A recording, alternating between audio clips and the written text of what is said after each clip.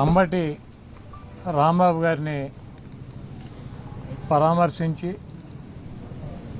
ఆయనకి జరిగినటువంటి అన్యాయం ఆయన మీదే కాకుండా వ్యక్తిగతంగా ఆయన కుటుంబ సభ్యుల మీద, ఆడపిల్లల మీద, ఇంటి మీద, ఆఫీసు మీద దాడి చేయటం, పైగా ఆ దాడి చేసినటువంటి వ్యక్తుల్ని వదిలేసి ఆయన కనుక ప్రాంతంలో ఉంటే ఆయనకే ప్రాణానికి ఇబ్బంది ఉంటుందని చెప్పి పోలీసు మా వల్ల కాదు కాబట్టి ఆయన జైల్లో పెట్టమని చెప్పి కోర్టులో కేసులు పెట్టి ఆయన జైలుకి పంపించినటువంటి పరిస్థితి.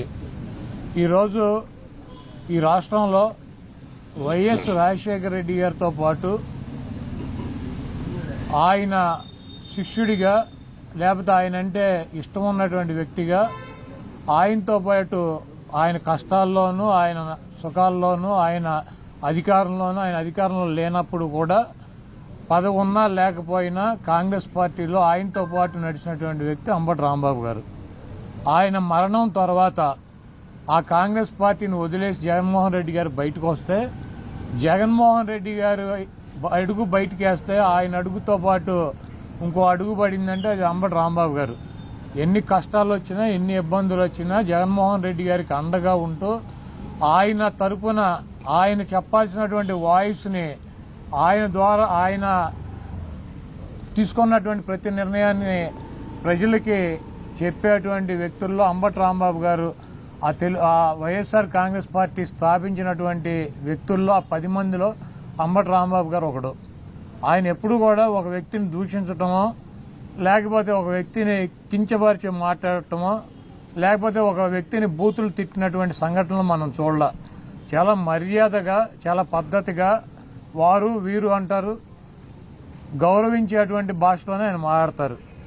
ఆయనకి ట్రాప్లోకి లాగాలని చెప్పి ఒక నీచమైనటువంటి బ్యానర్ జగన్మోహన్ రెడ్డి గారి మీద కట్టి తిరుమల లడ్డూ గురించి ఆయన గుడికి వెళ్లి ఆ బ్యానర్ తీయమని చెప్పి ఆ బ్యానర్ దగ్గర ఆగి ఆ ముందు రోజు మాట్లాడితే ఆయన వచ్చే దారిలో కర్రలు పట్టుకుని కొంతమంది చిల్లర మోకని పెట్టుకుని అంబటి రాంబాబు గారిని అమ్మనా బూతులు తిట్టిస్తే ఆయన ఆవేశంతో వీళ్ళందరూ ఎందుకు ఆయన్నే రమ్మనమని చెప్పి చంద్రబాబు నాయుడు గురించి మాట్లాడిన మాట వాస్తవం.